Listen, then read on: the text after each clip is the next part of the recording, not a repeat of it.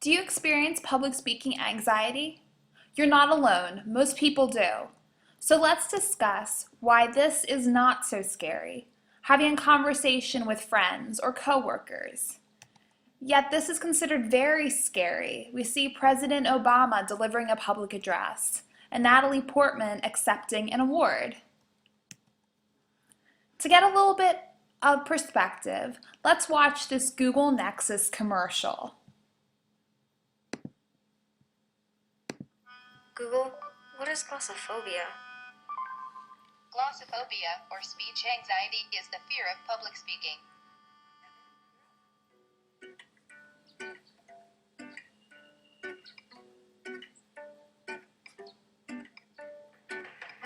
Resolutely faithful to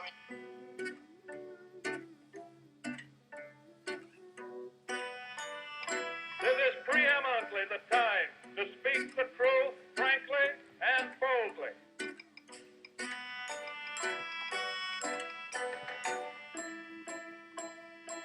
This is no unsolvable problem if we face it wisely and courageously.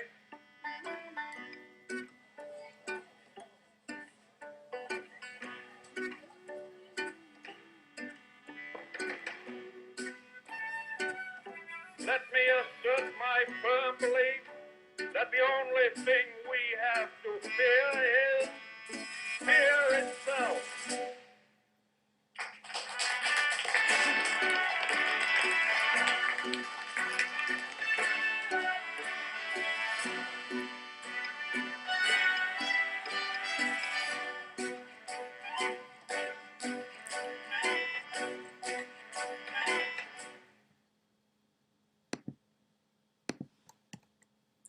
Yes, public speaking anxiety is so pervasive.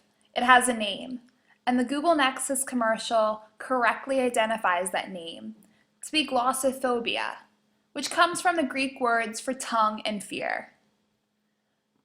Now we have two explanations for this public speaking anxiety. The first one is the evolutionary or physiological explanation. That is, when we're in a stressful situation, such as delivering a speech in public, our fight or flight reflexes kick in. That is, we either want to escape the situation or we experience this anxiety, this fight reflex. The other explanation is social.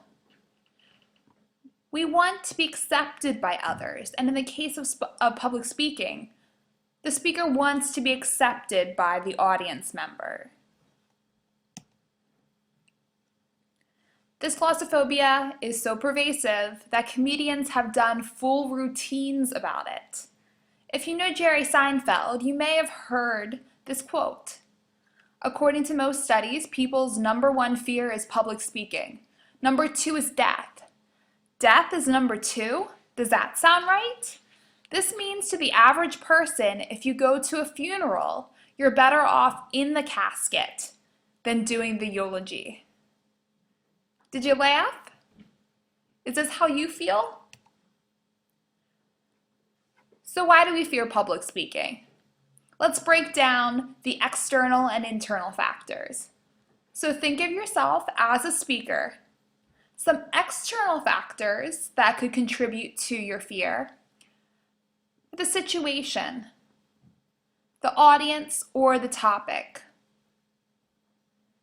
So perhaps you are delivering a speech in front of a bunch of superiors or your boss. Perhaps you've been given an impromptu speech and you're not familiar with the topic. Or perhaps you're delivering a speech at a very prestigious award ceremony. In this case, the situation is an external factor. We might also experience some anticipatory anxiety. That is, if a speech is very important, say making a sales pitch at your job, we're going to experience more anxiety because there's more at stake. There's also some internal factors, and hopefully you've had the chance to watch the Susan Cain TED Talk on introversion. Some people are more shy, introverted, and this affects our confidence as speakers and our abilities to relate to our audience. Also, experience. Fortunately, public speaking is a skill set.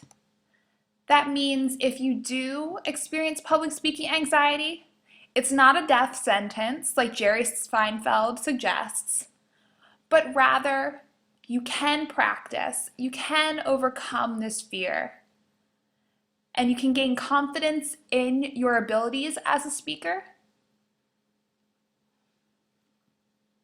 We also tend to fixate on what could go wrong. This is another internal factor. So take a moment now, pause this presentation, and write down some symptoms of your phobia. Some symptoms you may have come up with include sweating, shaking or trembling, a racing pulse, dry mouth, butterflies in your stomach, hot ears or face. These are physiological responses. Now the important question, is glossophobia curable? Again, please pause this presentation. No doubt you have heard countless tips, tricks, and anecdotes about how to manage your fear of public speaking. Take a moment and write down some of them. Did any of these make your list? The most common is to picture your audience naked.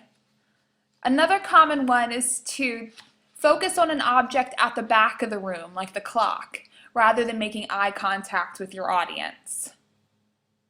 Not the best approach, as we will learn. Other techniques, use cue cards, or some people say don't use cue cards. Memorize your speech or don't. Try to divert your audience's attention by using presentation aids or don't.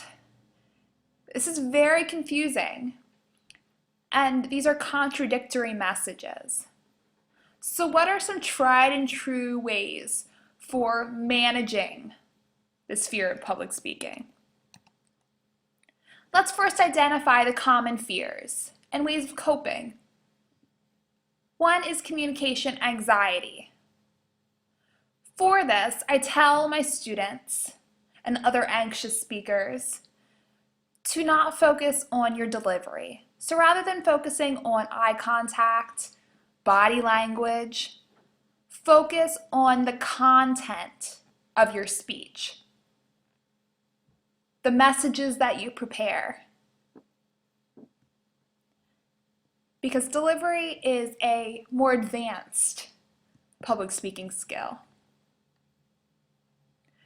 You can also anticipate some of your anxiety, and as you practice, plan some inconspicuous body movements if you're trembling, such as taking a step forward. If you tend to play with your hair, pull it up on speech day. Another fear is that your mind is going to go blank. It's like an out-of-body experience. This might sound a little counterintuitive, but one way to cope with this fear is to not memorize your speech. If you have any theater experience, you know that in memorizing lines, you forget one word and all of a sudden you're thrown into a tailspin. Instead, your goal is to present your speech extemporaneously.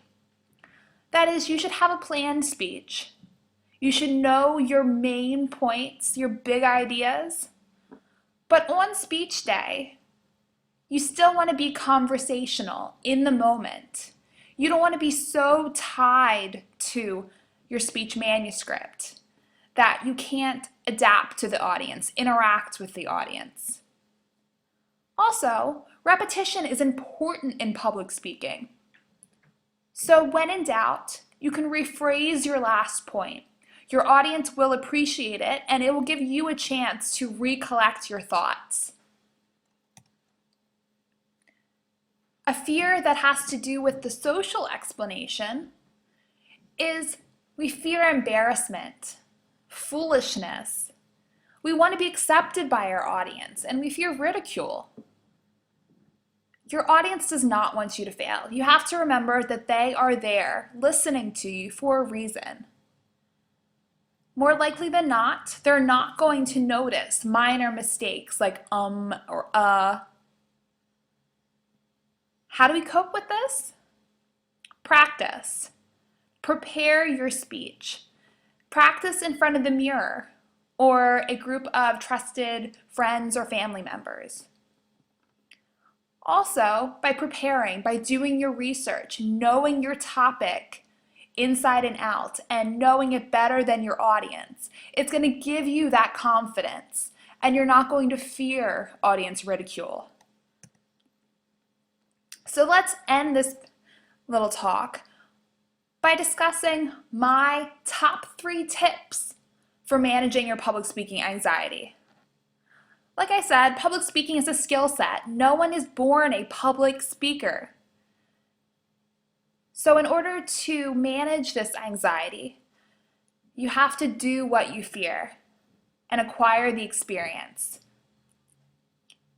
You also have to prepare and practice your speech. This is a difference between speaking in a conversation and speech communication. Public speeches are more structured. They require preparation and practice. And fortunately for you, my 3rd tip is to take a course in public speaking. Here you will acquire the experience and learn how to prepare and practice and deliver an effective speech.